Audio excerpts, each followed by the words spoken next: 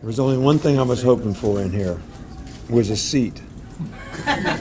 We got coaches getting IV'd. We got players getting IV'd. But the old fellow doesn't need an IV because they don't make them like they used to. But what a great college football game.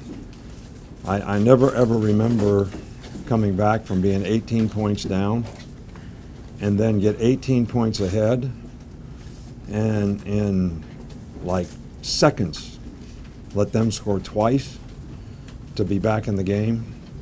And the offense did a great job of taking the air out of it at the end. But you have to give a lot of credit to all phases of the game today. I thought we did a really good job on offense, controlling the ball. Defensively, we didn't play great. We gave up too many big plays, but we scored, on defense. And it's huge in the game, the scores that we had on defense. We had a score on a punt return. Huge in the game. So all phases and all players contributed to this, and it was a great team win, and we needed about every guy we had out there to contribute in some ways. We had guys playing out there at the end, a couple freshmen, a couple guys were hurt. Minka went out, Eddie went out. So I think those guys will be okay. I think the only guy that's probably questionable for next week will be our Darius Stewart, who has a knee sprain. But we don't think it's severe, but we'll make sure of all that. And hopefully he'll be back in a couple weeks. I thought Jalen Hurts did a really good job of managing the game today. Obviously made a lot of yards rushing. We got to continue to work on the passing game, and we got to do a much better job on defense, not giving up explosive plays. We didn't play that bad on defense, but made mental errors, gave up explosive plays, didn't play the ball very well in the deep part of the field. So Ole Miss has got a really good offensive team, and Chad Kelly's obviously a really good player. I think it was huge when we stopped them, on the 1 yard line, and they had to kick a field goal there. But this game was so wild and woolly. I'm not sure whatever happened in the game, something else crazy wouldn't have happened, past that. It was an unbelievable game for fans to watch. It was really a difficult game for an old coach to have to try to suffer through, but we made it. We made it, and I'm really proud of our players. And the one thing you got to say about our players in this game is, they competed from the heart. To get back in the game in the second quarter, they were really excited. I think it changed the momentum a little bit. Kind of got stung early in this game, and I'm really, really proud of the way our players just kept battling. And we didn't execute like we'd like in some circumstances, but those things we can correct, and we certainly need to get them corrected.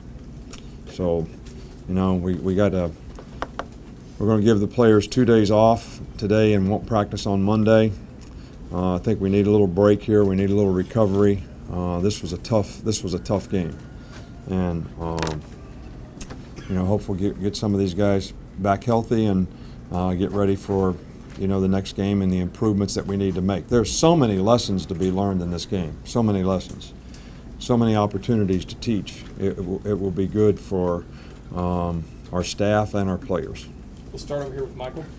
You guys go down 24-3, because during the last few years where this game is now with Ole Miss, what's the message on the sideline? How do you keep people from, Well, we kind of told the players that we thought this was going to be a 60-minute game, that we probably would have to wear them down and beat them in the second half. I didn't think it would work quite that way. But I do think that the players, knowing what happened in the Florida State game, sort of when Ole Miss kind of jumped on them, made some big plays, got way ahead in the game, and Florida State just kept playing. Showed a lot about the competitive character of the players to continue to do that. And, scoring right before the half, it was really huge, twice. So that was big. So, but, they got one of their touchdowns. Their defense scored on us, too, to get ahead 24-3, on a sack. So, fumble, which was an error in protection. So, I think that's what we try to do is keep the players playing. They were great at halftime. They thought they could win the game and certainly did a good job until right there at the end when we sort of almost let them back in it. Damian Harris played lights out today, made some real tough runs, and that last yard he made to get a first down, that was nothing but tenacity. We'll go down front with Mark. We saw Eddie Jackson back there returning punts. When was that decision made to put him back there? What'd you see? Well, we've been looking for a punt returner. We've had Calvin Ridley back there, and we were looking for somebody that could be their role, and they could be explosive in that role. Eddie's always been a guy that has great instincts and judgment, and he may not be as explosive as some other guys when it comes to just, lights out, but he is so good at picking his way on interception returns and punt returns that we just decided after last week, in the first 2 games we had 2 opportunities for big returns, and the returner missed them both. So we just decided that this would be the time for him to do it. We had a lot of confidence in him, and it was a big play in the game. On the left with Ben. Did you see the progress that you want to do from the run game this week? Yeah, we ran the ball really effectively. We need to throw it a little better. I think Jalen sprained his wrist a little bit. That might have affected him a little bit in the second quarter, but he's fine, and do it better later. We'll go over here with Dwayne. Coach, Jalen, he went through a lot of growing pains today, but how much did he grow up in this environment? The fumble and come back and make plays. Well, the fumble sure wasn't his fault. We just busted the protection. The right tackle's, supposed to block number 30, and he slid the wrong direction, so we had nobody blocking the guy, and I don't think you can put that on the quarterback, but he's very athletic. We still got to work on the passing game. It's not that he can't throw it, he can throw it. We just got to get him more comfortable reading and making quick decisions and getting the ball out of his hand. I think the offensive line played a little better today, and that's why we were able to run the ball, but I also thought we had a really good plan as to how to run it.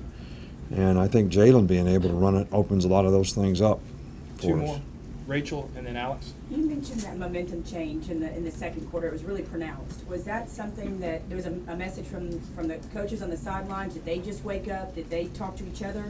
No, we just kept saying we got to keep playing. We got to keep playing, and score 1 touchdown and we're back in the game. So, and we're able to score 2. So. That's a message that we always try to give to our players about how you compete, how you have to be relentless. That was the message for this game. And you got to, overcome adversity. I actually talked to the players about, I asked them if they like football. And they said, yeah, we like it. Everybody raised their hand. I said, well, how many of you love it? How many of you love it? How many really love it? And a lot of guys put their hand up. And I said, how many guys really love their teammates? Everybody put their hand up. And I said, to overcome burdens, whether it's in a marriage, in a job, people are all excited, I'm going to get married. This is, the woman of my dreams. And then 5 years later, I can't get along at all. You get a job and you say, this is the job that I'm always wanted. 5 years later, punching a clock, putting in time. So there's a lot of different ways you can quit. And I told the players, if you can overcome the burden, if you really love, that's how you overcome burdens. People who quit can't overcome burdens.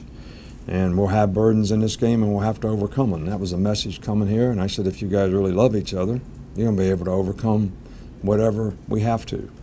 And I never dreamed that it would be like it was, but turned out to be a pretty timely message, and the players really responded to it. Sorry, Coach. Last one. 2 questions real quick. What do you attribute the elevated pass rush in the second half to? Well, we pressured a little more. We made a lot of mental errors in the first half, and when you're making mental errors, you kind of get afraid to do things. All right, so we showed them all the stuff at halftime. We told them how we were going to adjust it. All right, so a couple of those sacks were linebacker plugs, and we executed them well, and we got some pressure. And obviously, you know, scored a touchdown off a sack fumble, and you know that was big in the game, and got the ball out of him, and you know Jonathan Allen ran for a touchdown. That was big in the game because they were in the red area. So the tough thing about it for us is, you know, this guy ran a lot when we played man-to-man and had him covered, and then, you know, there were times when he made the right decision to throw it, and they got open, and they got some good skill guys. This is a good team. It really is, and we beat a good team today, and I'm really proud of our players, especially the way they competed for 60 minutes in a game. And real quick, what was the story behind Ardarius carrying around the axe in the second half? You know, I was going to ask him that. You know, I've never seen the axe before. I really don't know much about it. I don't really think it had any impact on the outcome of the game necessarily. I would rather him have his stuff on out there playing. He's been a fabulous player for us and a really good leader and a great competitor. So hopefully we'll get him healthy and get him back soon. Thanks, Coach. All right, thank you. Thank you, Patrick, for us.